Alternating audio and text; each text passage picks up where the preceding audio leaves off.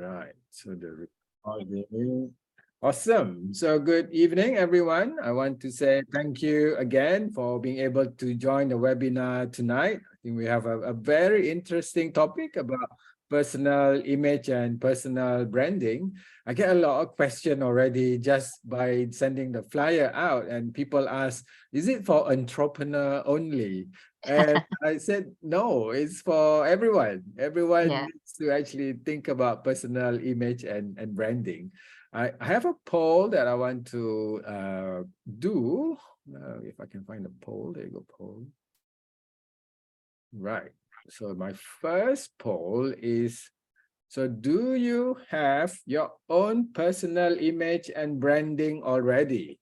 So you can either answer yes or no, belum lagi, or you don't know what it is, and that's why you're here tonight to Yeah. listen Okay. to Ranuka. Yeah, let's see. Oh, okay. So 2 people already have their own personal image and branding, or 3. Okay, that's good. Not bad. I think about 30%. I think Ranuka will be happy with that. Yeah, that we have some already. So end poll, and I'll share the results. So there you go. About 25% already have their own personal image and branding. So they've been working on that, and there's a lot more that still not sure what it is and want to know more about that. Okay. Okay, great. And then another poll I have. So you think that you don't have your personal image and branding. Actually, Actually, you I all like do the already. Yeah, you all actually. do actually. So therefore, do you have social media account? You can choose as many as you want. It could be Facebook, depending on your generation, Oh, Instagram, oops. Twitter, LinkedIn, YouTube, and lain-lain. I know there are some other stuff I've not heard of. I've heard a little bit about them, so I just put dan lain-lain. So let's see. So all of you have LinkedIn here, so very professional. Facebook, okay, my generation for sure. Instagram, Twitter. Oh, I didn't put TikTok. I just realized I TikTok. didn't put TikTok there. Do you have TikTok, Ranuka? Yes, Oh, you do. yes, I do. Definitely. Yeah. And you know what? Like recently I had a video that had close to 11,000 views. So I was like quite happy about that. Oh, wow. Yeah, very That's new. incredible. You've gone Yeah, very new. viral already. Yeah. Oh, yeah, Yeah, I mean, awesome. So I'm gonna share the results. So there you mm, go. Most people have some kind of social media, and without you putting focus on it, I mean, thinking about it, you already actually have a personal image of and personal branding through your social media channel. But we'll discuss mm, more about this in a minute. mm. Okay, let me just share my screen. Can you please share your TikTok link on the 11,000 views? Oh, okay. Wait. Oh, yeah. Let me do that Awesome. later. Yeah. I have to let me set my TikTok up. Or separately later when I share my Linktree link, you can just go into my TikTok account and you'll see it. I pinned it up already. Okay, as usual, I'm having difficulty again with my sharing. Wait a minute.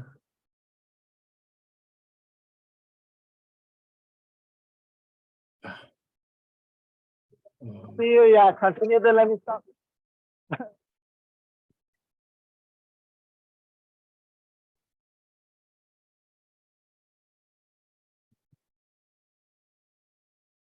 Okay, you can see my screen now, right? Yes.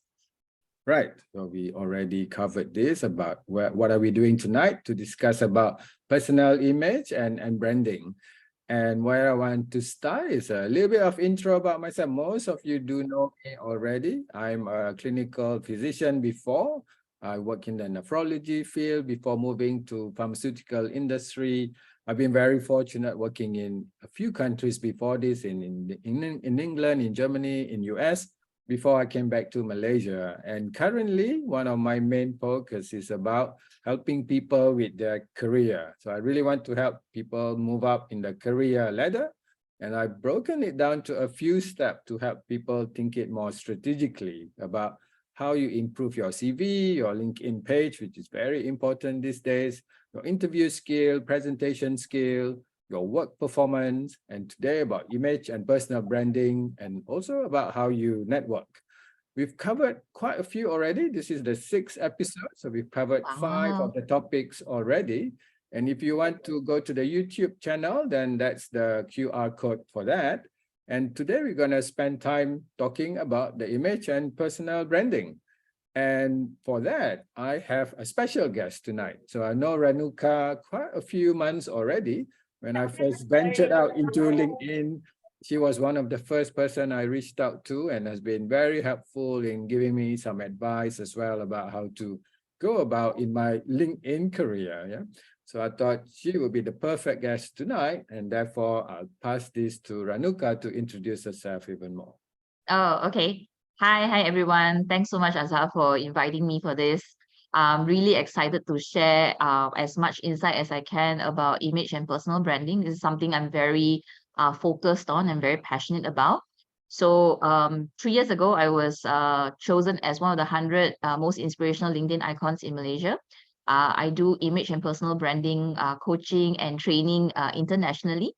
And also something very interesting is that last year I was also engaged by brands like Sakho Brothers, QV Skincare, as well as Callisto Vision Care Group to be their brand ambassador. So that's a little bit about what I do.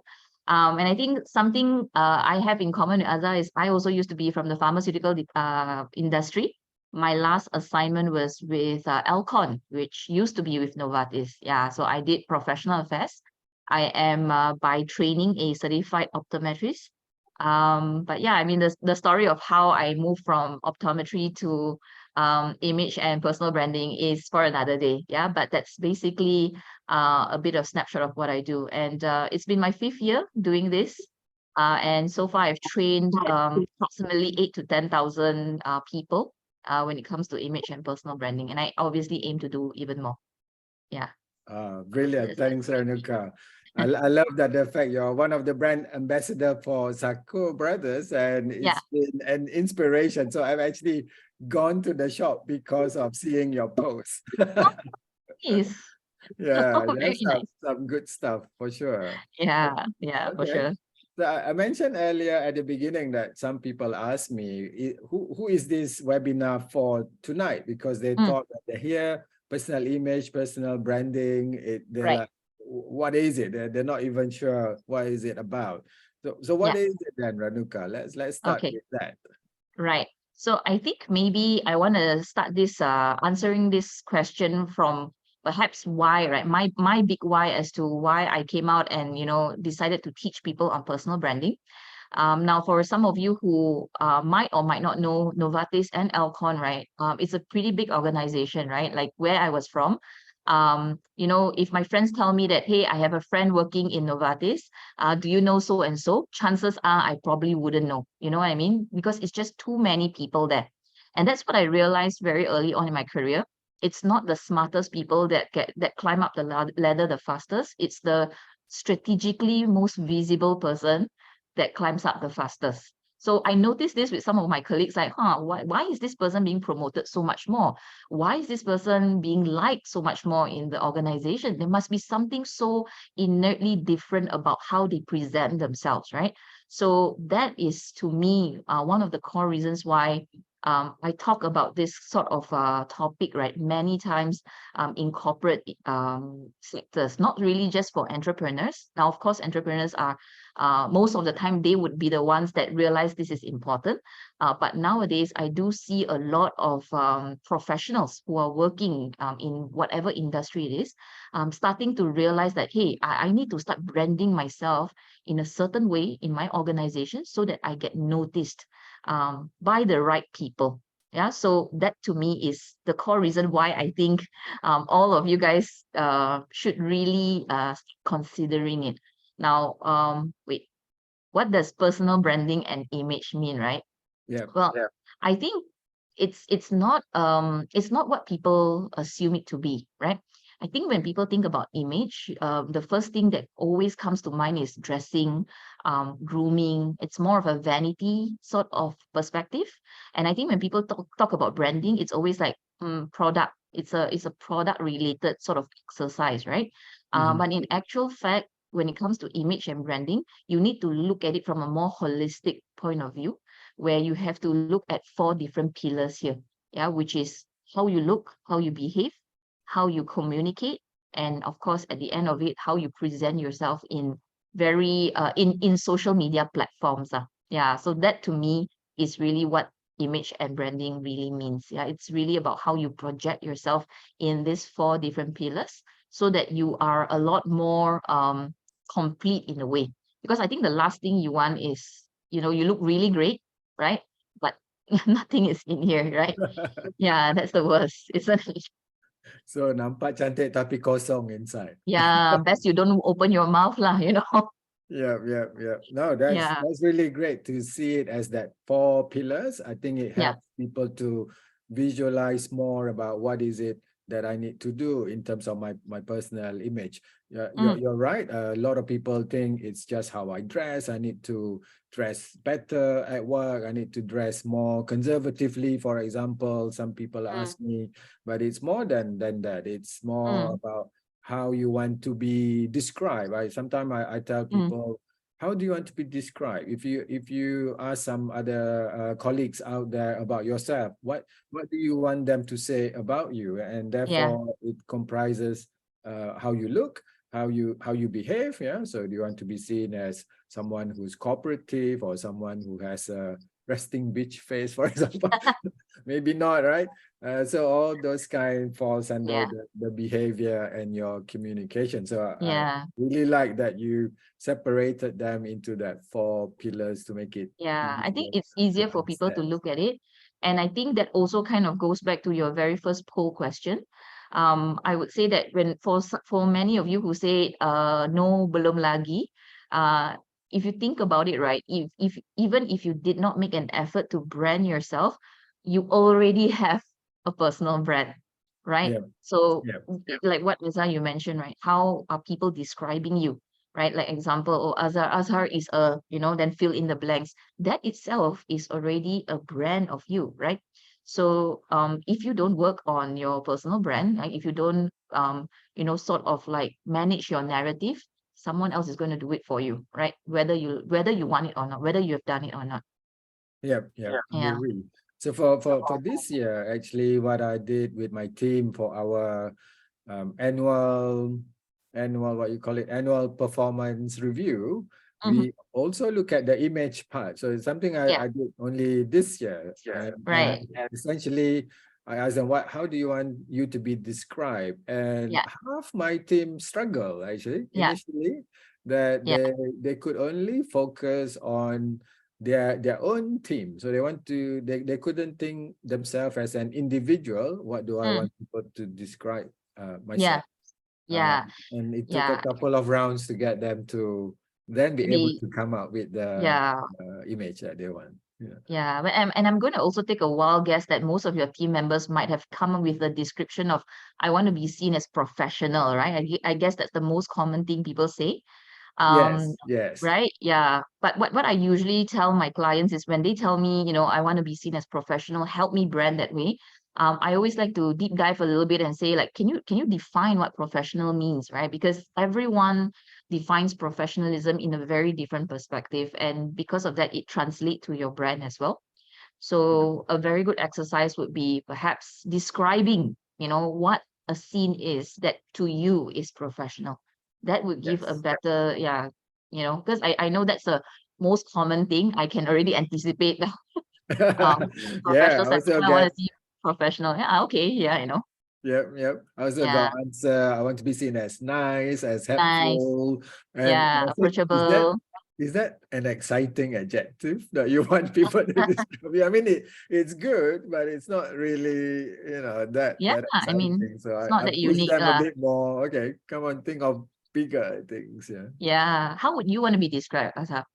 How do I want to be described? So Yeah. for me, actually, I have a 3 word that I want to portray. And so I want to portray that I'm kind, generous, and adventurous. And in my Oh, behavior, those are the 3 things that I really make sure I can be seen as that. Yeah. right. Nice. I can see And that. yeah, thank you. And I've done a poll actually in my Yeah. team, asking them how they would describe me. And Wow, that is very good. not too I bad. hope they were honest. I hope so.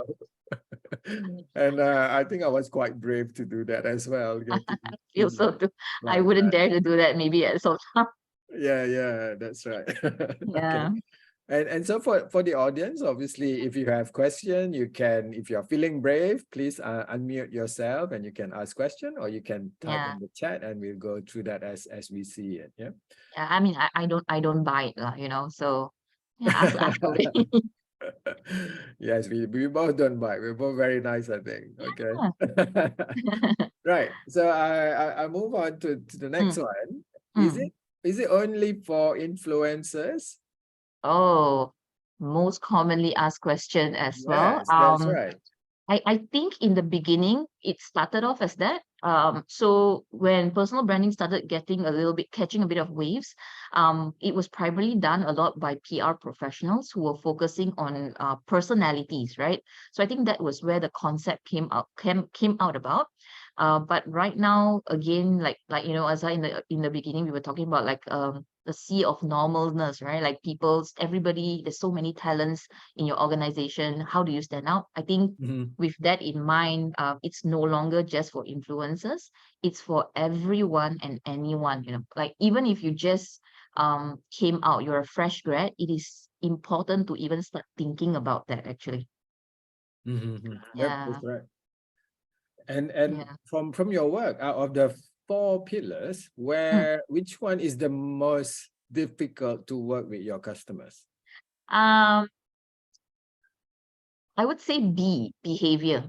Yeah. Okay. Because so obviously in this whole pillar, I always start with A. I always tell my clients, right? Yes, all 4 pillars are important, but if I were to really sequence it, A is the first thing we start. Doesn't mean it's the most important, but it's always the first thing we start because we always play around with the first impression, right? I mean, that's why appearance is the first pillar that we always start with, but it's not the most difficult one. Perhaps you know it helps a lot of people gain perspective like, oh wow, you know, I didn't know I could look this way. But I think the behavior part, right, like helping you to you know, put yourself right, have charisma, have confidence, have poise, it's not natural for a lot of people. And I think I speak on behalf of particular people from the health science industry. I don't think it's a very natural thing for us. So it takes a lot more effort, I would say, to really you know, improve that particular pillar. Yeah, that's what my experience is. Okay, yeah, Yeah, that makes sense. Appearance, you can just buy new yeah, clothes that's and all okay. that, Yeah, and yeah, get a new haircut, for example. yeah, Yeah, exactly. but the behavior, and particularly I find with my team, is Mm, how to be more serious. And mm, it's very hard to define serious. yeah, It's easier to define when it's not there, but mm, how to be more serious. And like you said, you cannot change personality overnight. And yeah, actually, I don't think people can change personality, but it's yeah, more how do you cultivate the right attitude for the right meeting and the right place. yeah. Yeah. And I think, right, it is also perhaps because that pillar, behavior, B stands for behavior, right? That pillar itself encompasses so many little things, you know. It is as you know, as normal as like even how you carry yourself in networking events, small talk, how you present your name card, you know, all these are included there. To even right now, you know, I'm glad I managed to meet Sulo here in the Zoom meeting. To even wine etiquette, you know, things like that are included in that particular pillar, right? So there's many little things, and I think Yeah. that's what sometimes overwhelms my clients, where like, oh my god, I didn't know there was so many things, you know. Yeah. And then from my side, we are in the pharma industry working in a multinational company, and Yeah. therefore you meet people from various countries with Yeah. slightly different way of working and etiquette, and you need to be able to respond to that. Yeah. Yeah, if you meet Yeah. more people who are from Japan, they have particular business behavior, and you need to understand all that to be able Yeah. to maintain that communication and Yeah. relationships with them. Exactly. Very Yeah. true. Okay, with that, then I think it's clear that it's not for social media influencers only. It is for everyone, Yeah. and it's up to us how we want to control it. And I like what you said earlier about we are in control of the narrative that we want people to say about us. Yeah. Okay, for the next topic, I think this is also very important, and we talked Yeah. about this before when we had coffee. Whether we want to be conformist, do we have to conform to our surrounding, and Yeah. but how much individualism that we can show? Yeah, because Mm. we don't want to suppress the individualism as well, but how much can we push? Right. Okay. I'm going to say maybe first and foremost, I have a rather unpopular opinion when it comes to this. Why I say that is because obviously in whatever social media platforms that you read about this like the sense of individualism, of course the constant story is we've got to be ourselves, right? Like you've got to let yourself shine, your uniqueness, and things like that. I don't disagree with this, but however, I think before we want to let out, like really our true sense of style or whatever personality traits that we want to showcase to the world, I think first and foremost, the basic, right, the fundamentals that I always tell my clients is that first and foremost, probably you want to look the part first, right? That means at the very least, when people see you, they are able to make a connection of who you are and what you do. So I think the first one, the first level or the first phase in your journey of branding yourself is, unfortunately, you might need to conform for a little bit to actually make sure that you look the part. Example, if you're a pharmacist, probably you've got to have some level of essence of that, in the way how you present yourself. And then as slowly, right, when you're a little bit more comfortable in that sense and you're getting a little bit more visibility or people are able to sort of make that connection now, that's where slowly but surely you subtly inject some of your personality traits, your uniqueness, your style. Maybe you're someone who likes a bit more color, example. That's where that individualism really slowly sips in. So that is how I actually see this entire picture. Yeah.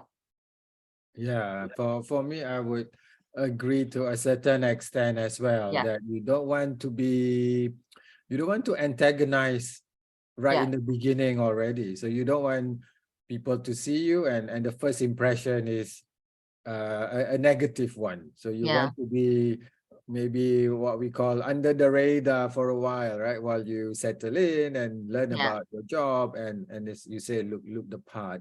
And then you can insert the individualism, and we said about the sea of sameness Yeah. earlier. You don't want to just blend in as well later.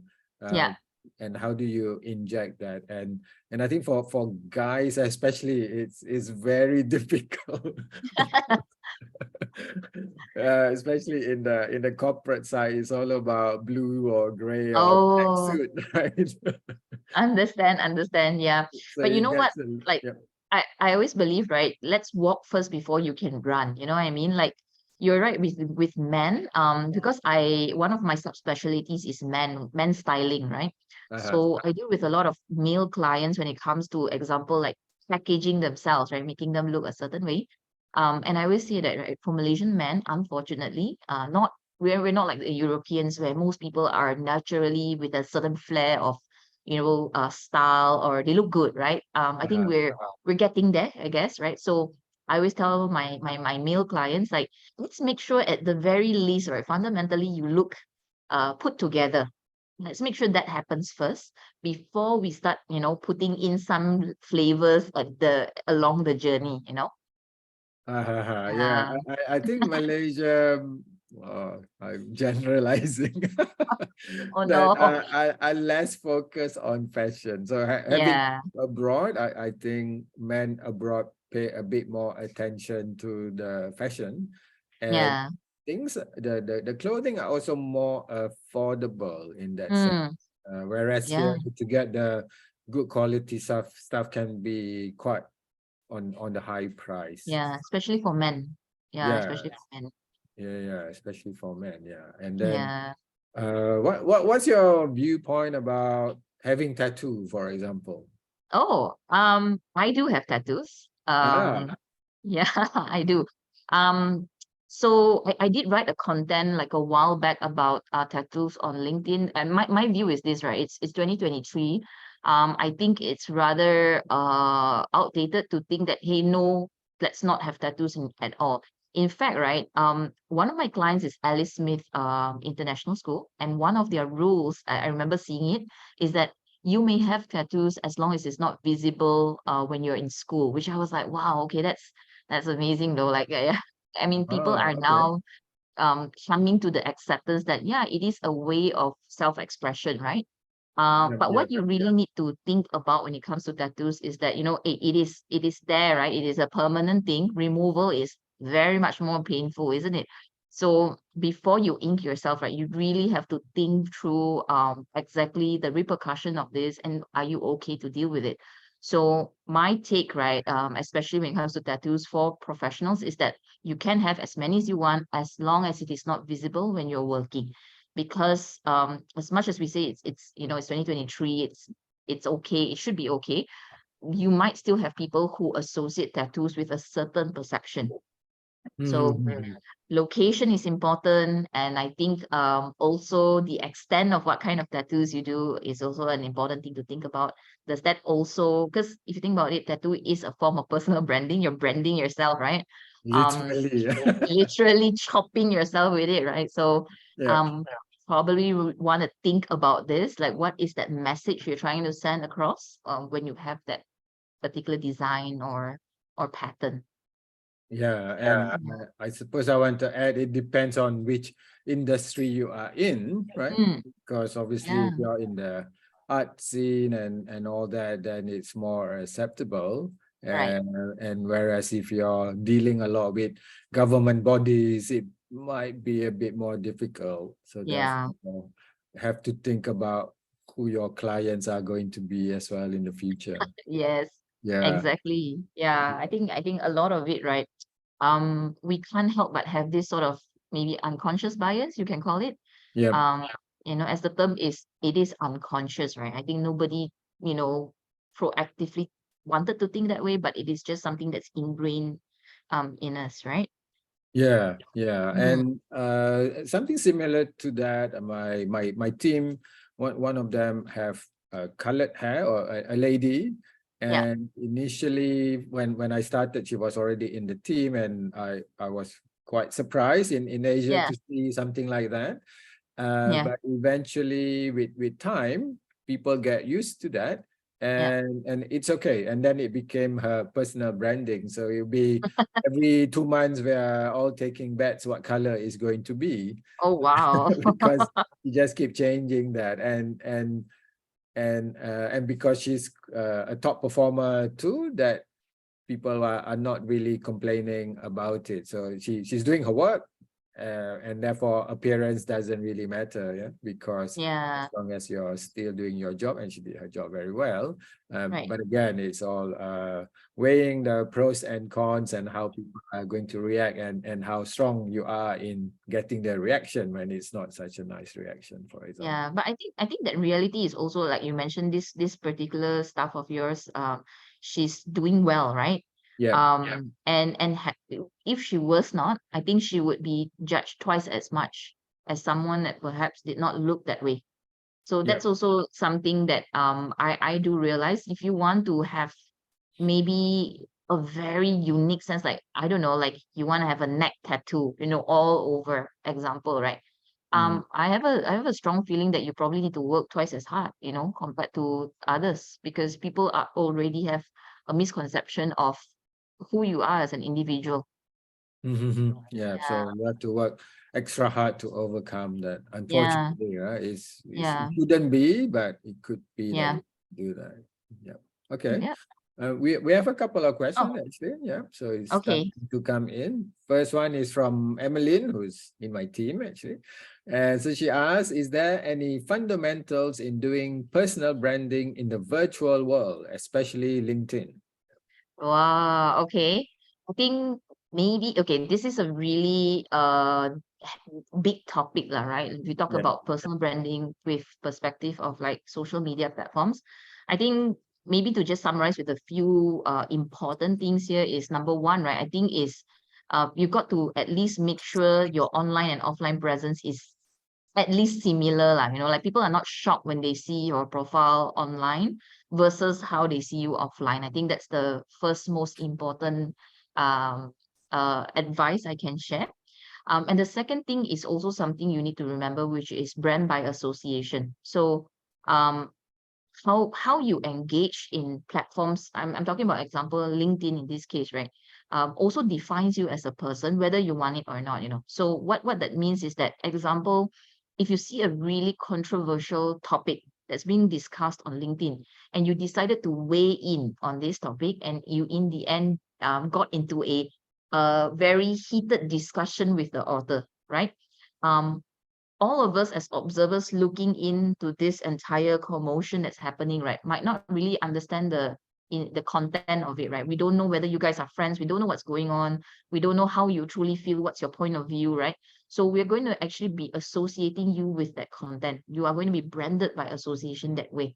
So my advice is that, especially in personal branding with regards to LinkedIn, you also want to be a bit careful about that.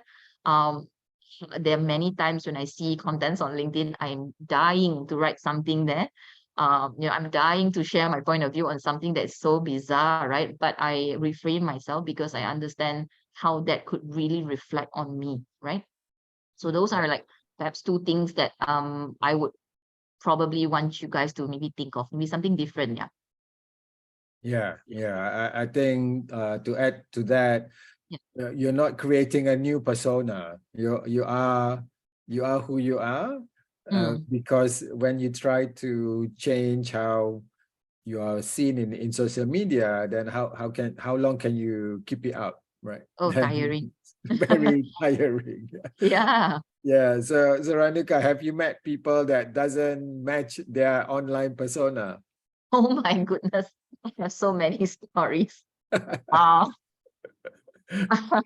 I think two that stood out for me for very different reasons. The first one, right, was perhaps the photo. I don't know if I shared this with you, Azhar, over coffee, where Yes, um you did. yeah, so this person's profile photo was taken like probably 20 years ago. And when I met this person, and they walked into the cafe, I did not know it was the same person. It was so different, because it was 20 years ago, that I almost felt like I was being lied to. I think that was what I felt when I saw it, right? And I think that's something that it got me thinking like, oh my gosh, that's so detrimental, right? Because you essentially lie. It's just like, you talk about CVs too, right, Azhar, right? You Yes. you lie about things on your CV. It's so detrimental. It's the same thing here, right? You've lied about exactly how you look right now. And yeah, that to me was a huge surprise. I think the other one was more of like, this person's online persona seemed like a really fun person. Like, that was the sense I was getting, the way how he replied comments, the way how he wrote his content. But then I got a chance to meet him in person, and not really though. Like, he was really quiet. Not too sure whether it was because he was uncomfortable with me or what, but he was just very different. The persona was very different, and I thought that was rather interesting. Yeah. Right. Okay. Interesting stories. I think Yeah. from my side, I'm still relatively new to LinkedIn, and I've met a fair number of people, and so Yeah. far everyone been spot on. But Maybe one or two a little bit quieter than I expected, but otherwise in terms of personality and all that, so far has not been too different from the online personality. So touch wood, it will stay that way of the people yeah. that I meet. Yeah. Yeah, but that's so important. right? Yeah. So I hope that that answers your question, Evelyn. If you have follow-up, then do type, or you can also unmute and ask us. Yeah. The next question from Afzul, who's I have to mention from South Africa because I don't get many South Africa attendants here. Yeah. And his question is, how does organizational culture impact personal branding? Mm. Well, I think in that extent, maybe to share examples of extremities here, perhaps comparing startups versus like traditional corporate, I think the culture of these two extremities are very different. And therefore, their acceptance of, you know, your level of self-expression or the way how you brand yourself could be very different as well. And I think that is, you know, you raised a very good point here because if you are in a more traditionally corporate, I'm talking about like MNCs, I think pharma company to a certain extent is also like that. Yeah. Then perhaps it is also important, you know, when we are starting on our journey of personal branding to understand, you know, what is generally the acceptance level of the people around, and what do they respond best to. So example, let's say you are in an environment where everyone is a little bit more serious, the tone is serious, and you come in, you know, with an avant-garde vibe and I don't know, like something is really overly creative here. I think you will raise, I mean, obviously you would be visible, but you're going to be very visible for the wrong reasons, isn't it? Yeah. So I always tell my clients this, you know, like when you brand yourself, or in some examples you rebrand yourself or you revamp yourself, right? You always have to think, right? My strategy is always to just be an elevation of where I am right now, not a 180 switch. Yeah. So, you know, it resonates with what we say, right? Like, don't be someone that perhaps you're not. Yeah. It's going to be very tiring. So I see that as how organizational cultures impact personal branding. Yes, and I think for me to add to that is Yeah. how, if you can think how you can merge the two together, it's even better instead of Yeah. feeling that, oh, I have the what you said, the company branding that I have to follow, and personal branding after 5 is this one. Oh, But to think about it as how can I merge it together, and at the yeah. end of the day you are employed by a company. Someone. Yeah. Therefore, Yeah. that's where your full responsibility lies, and how can you carry that brand into your personal branding? That's how I see that as well. As an example, you know, my company MNC, and we have a long history already in the pharmaceutical industry, and we're proud of our tradition that we bring many medicine that are first in class into the market.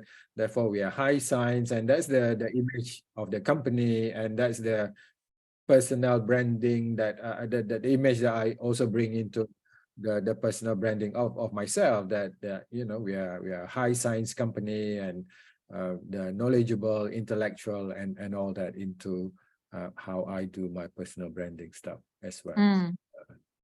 Okay. Nice. We have a question from Farah, who put up her hand. There you go, Farah. Go on, ask your question. Can you hear me? Yes, can hear you, Farah. I turn on my video. Awesome. Thank you so much, Ranuka. I really like your sharing, and especially on when you mentioned about the strategic visibility. So my question would be, you know, regarding, I would say, like, you know, coming from an introverted person. So the thing that I think I struggled during my early career is how do you want to really, you know, sort of like switch, not to say change, but switch your personality. So I think this is something that is kind of like, I think we quite see often in the, you know, Gen Z kind of like behavior, right? So I think I really curious to know, like, what would be the, I would say, like best practice or tips that you can share with the rest of us when it comes to dealing with that perspective. Oh, you mean to say like you are very introverted, so how do you be strategically visible, right? Exactly. Yeah. Right. Okay. I think first and foremost, thanks so much for your question, Farah. I think it's a very real thing. Not all of us are extroverted, right? I think for me, by nature, you know, I am also like rather introverted. I don't I don't get energy from interacting with people. It drains me actually. So every time after I do trainings, I literally don't feel like talking. Right? I guess you can resonate with that, right?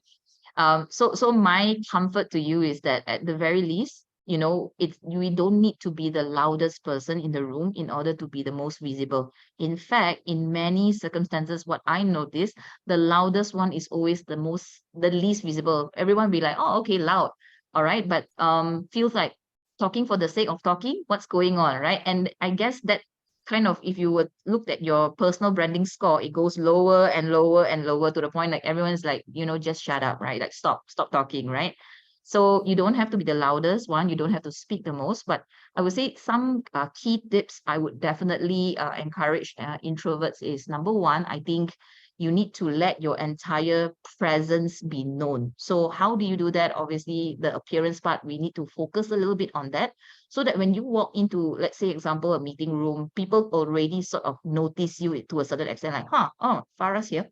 Okay, right? And the second thing I would say is, what I did when I was, still under employment is I made sure every single meeting I go to, I ask one intelligent question. So that means that before I go for any meetings, I prepare, I know who the stakeholders are in there, I know exactly what to say, when to say it. And I think whenever I do that, the impact is much more stronger.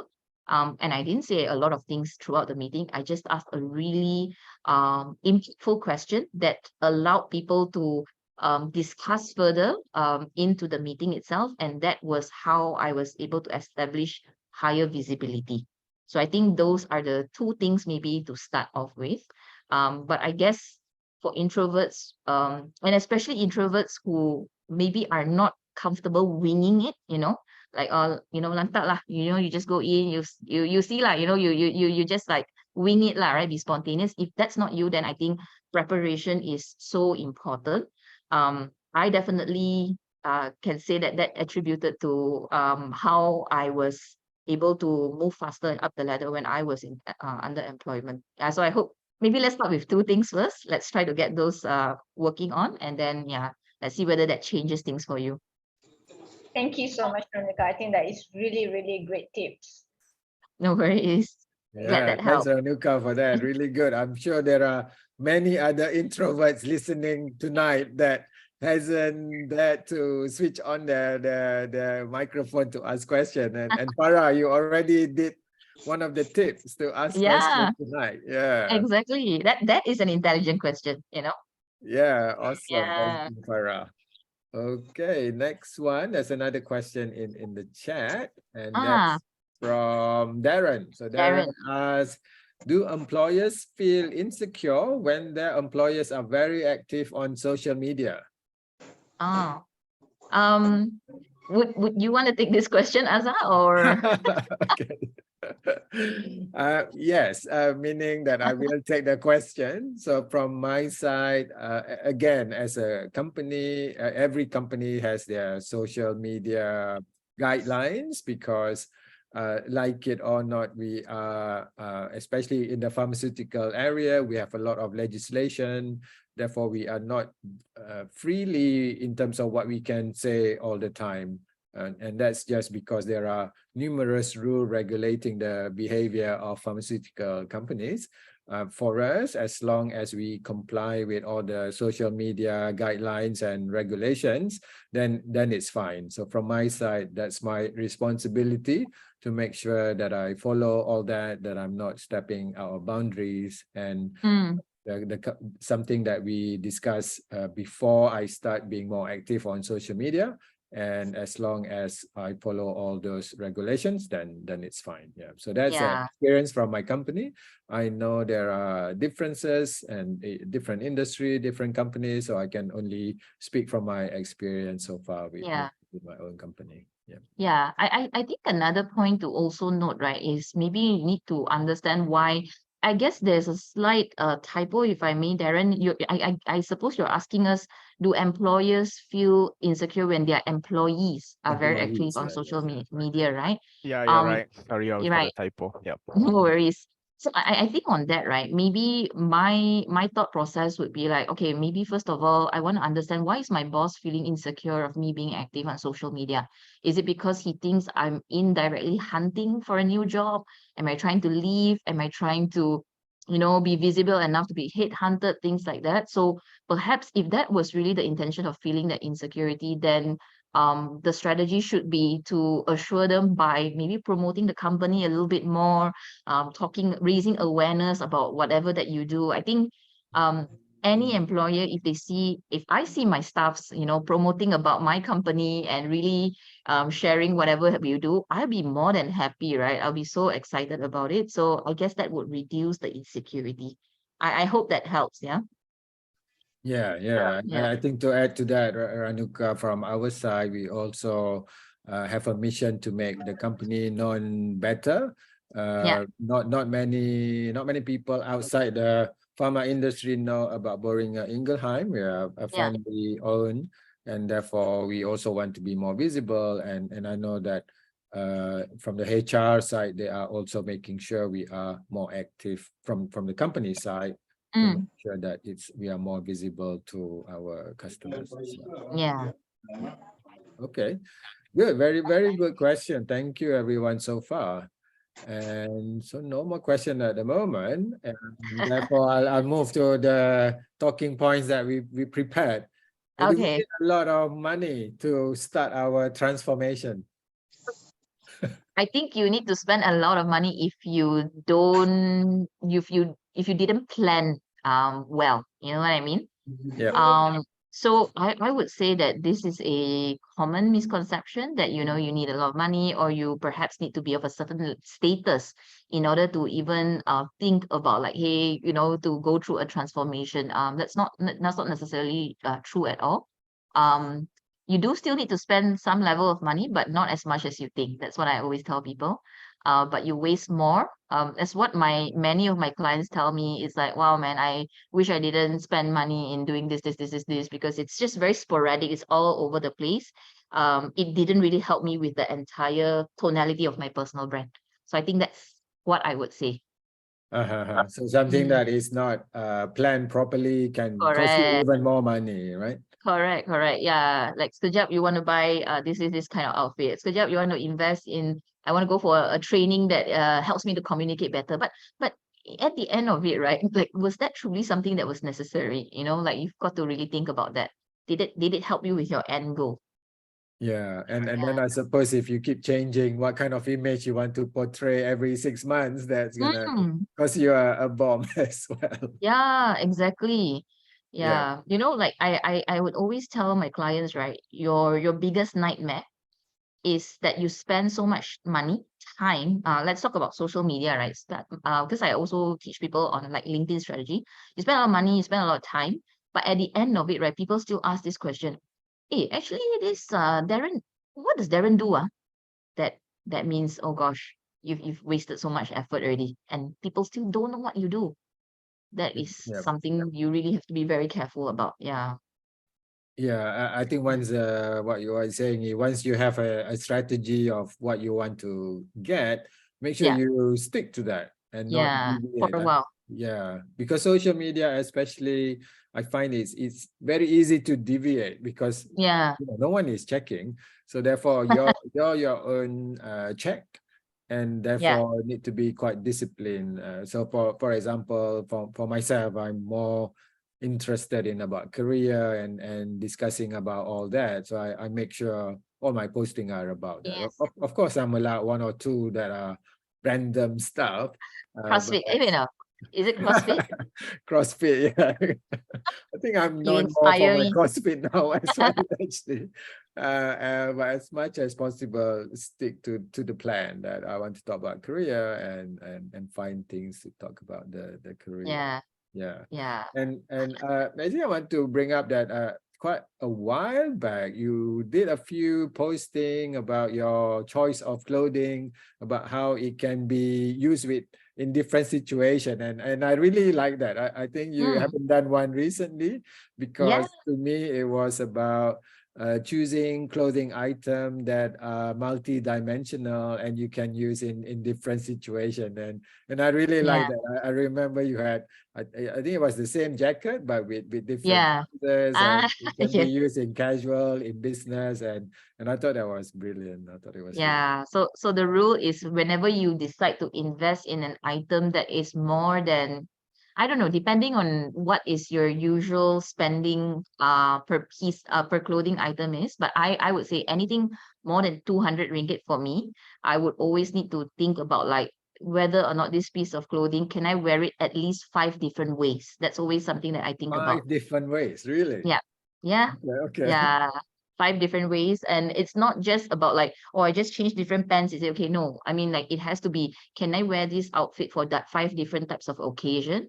Does it make sense? How do I dress it up or dress it down? So that talks a little bit about sustainability as well, right? Like, we don't want to be buying one-hit wonders all the time, right? You can occasionally, but Yeah. you know, you always want to keep your wardrobe staples, things that you can always interchange and, you know, wear it different ways.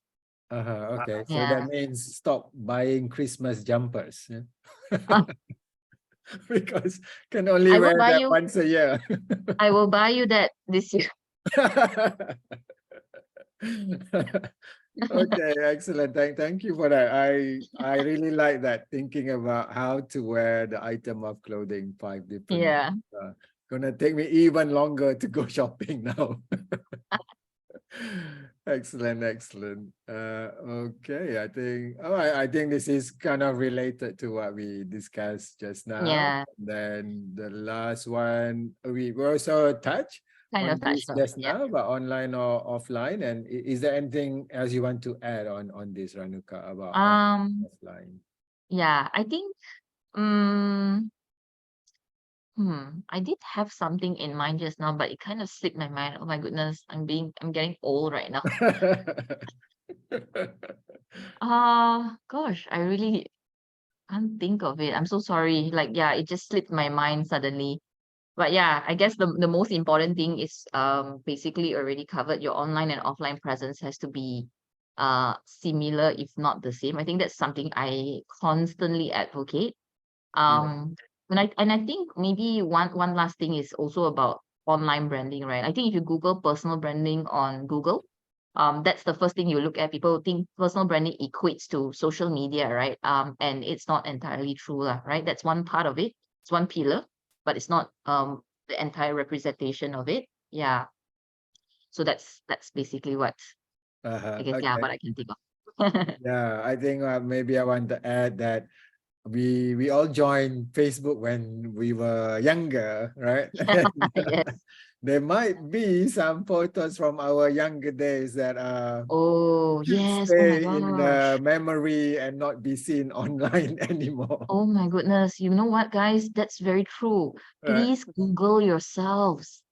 You know, yeah, okay. So a true story that happened to me late last year was that I engaged a good friend of mine to do my website. And so he was searching on like some infos on Google to put into my website. And then suddenly he screenshot a very old Twitter account I had when I was like, I don't know, college. And I used Okay. Twitter as a diary. And I cringed so hard when I was reading through it. And I was like, oh Lord, you know, if my clients are seeing this, what would they think of me, you know?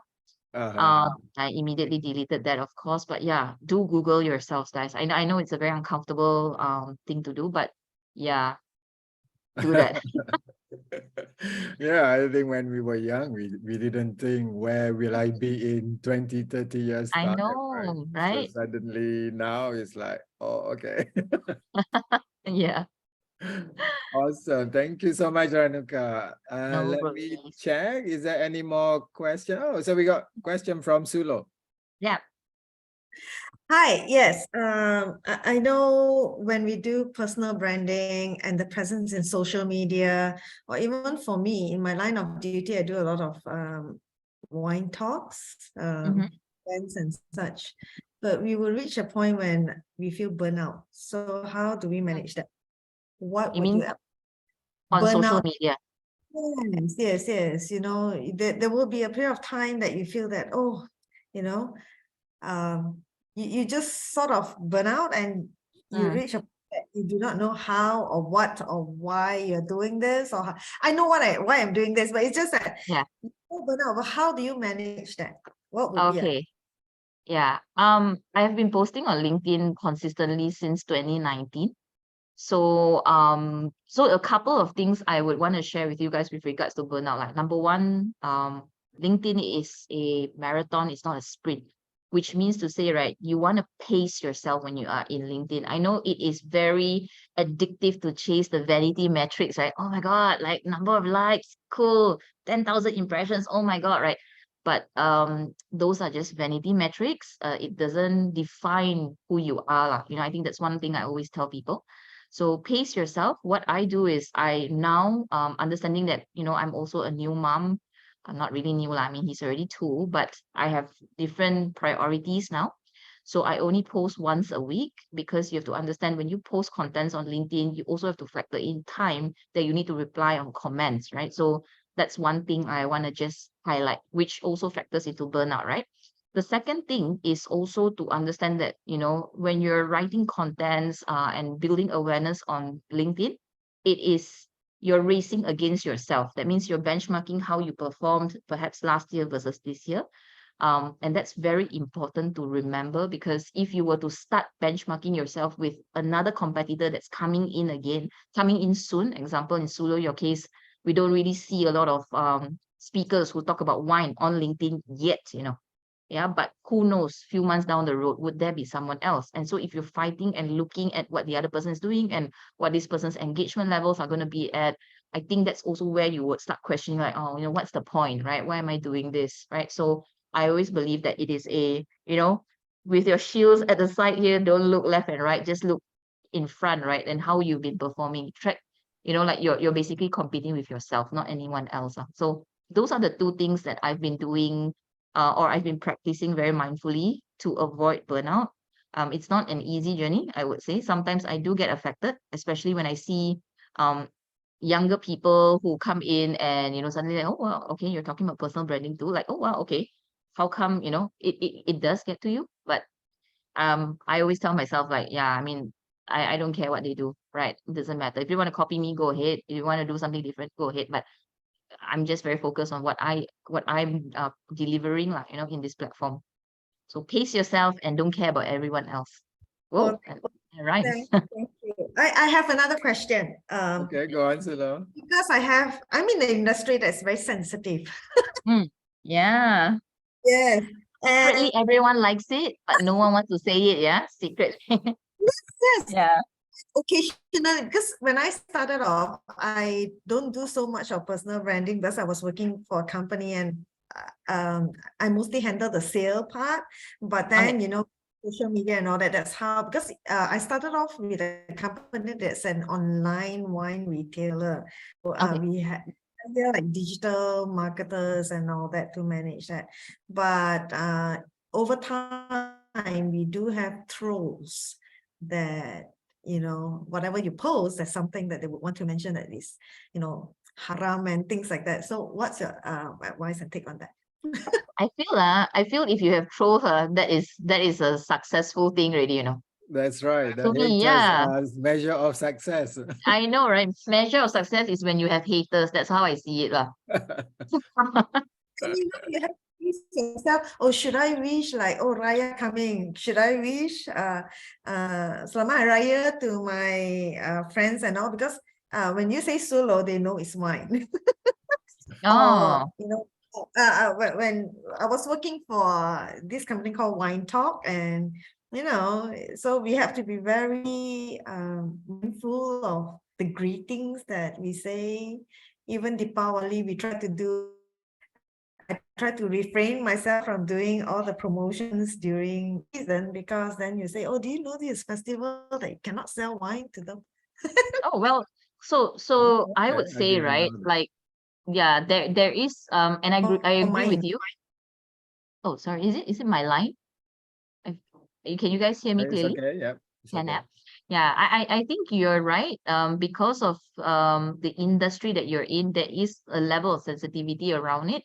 But I would say take this as an opportunity to kind of like, increase the variety or, increase the dimensions of like what kind of contents you write on LinkedIn. So example, you can write in terms of educational contents with regards to wine in a normal situation, but of course, right, with the fasting month coming either tomorrow or the after tomorrow, perhaps you want to pause that kind of content and talk about maybe your journey as an entrepreneur, your struggles in different sort of things, so that you're still visible, but you're also respectful enough to not talk about something in this month lah. So I would say that it's still all right to talk about alcohol on LinkedIn.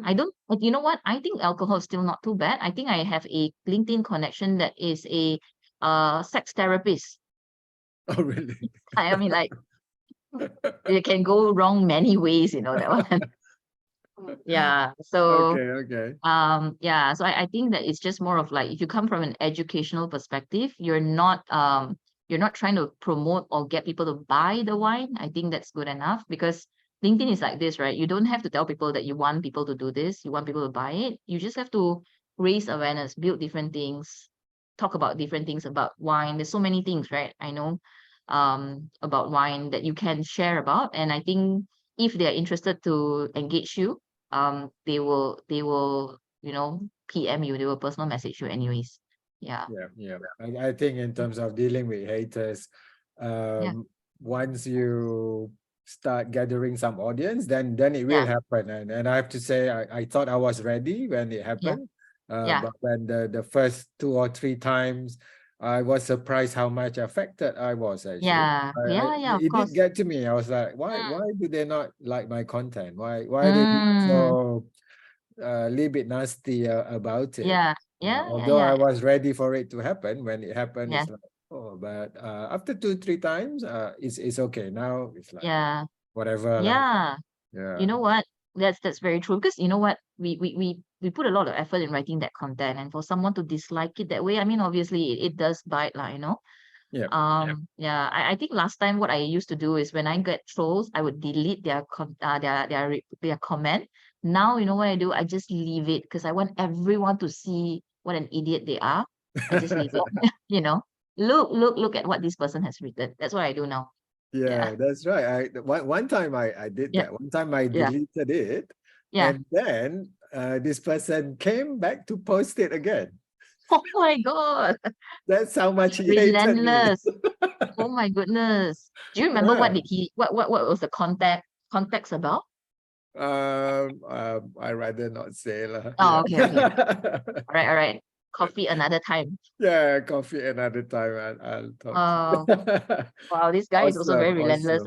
Very relentless. Yeah. So okay. So we have one comment here from Afzul. Thank you. It related to about the LinkedIn being a marathon, and he said that, I like to think that with LinkedIn, the following is true. Impressions are vanity, engagements are sanity, but leads are reality. Yeah. Oh gosh, that's so really true. good. I love that. Yeah. Very That's really nice, good. Abzul. Write it tomorrow.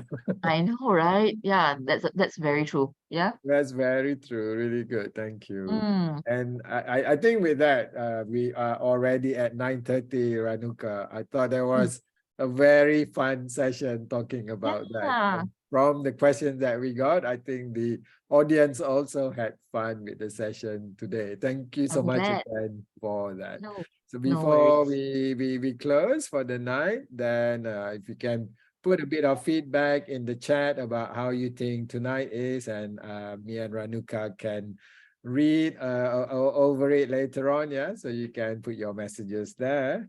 And then from my side, most of you are already connected to me on LinkedIn. And this is the QR code for my YouTube channel. And I showed that earlier as well. If you want to catch up on the other episodes and tonight episodes, if you want to hear it again, we'll also be there. There are things that you miss and you want to re-listen to that. And then, of course, I have the profile for Ranuka here. And this is the QR code for her website, for her Linktree, which has connection to the LinkedIn, to the website, and other channels, including the TikTok are already there. Yeah. right? Yes, yes. The TikTok channels are also there, and so you can get connected to Ranuka, and you will find it fun to watch her TikTok channel. Awesome. Any last word from you, Ranuka, before we close? I think I really enjoyed this. I feel like somehow, Azhar, it just feels like we're having coffee, like like how we are, right? So yeah. That's So I'm glad that you guys asked really good questions, like, and gave me an opportunity to also share some different perspectives of image and personal branding.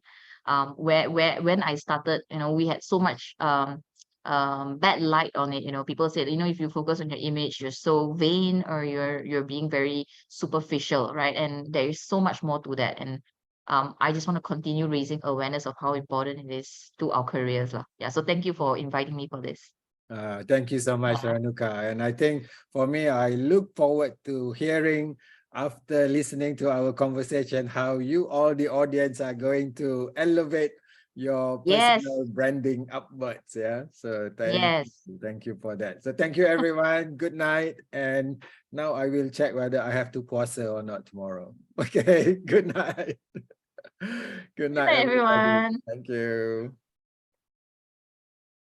I'll just stop the recording. Yeah.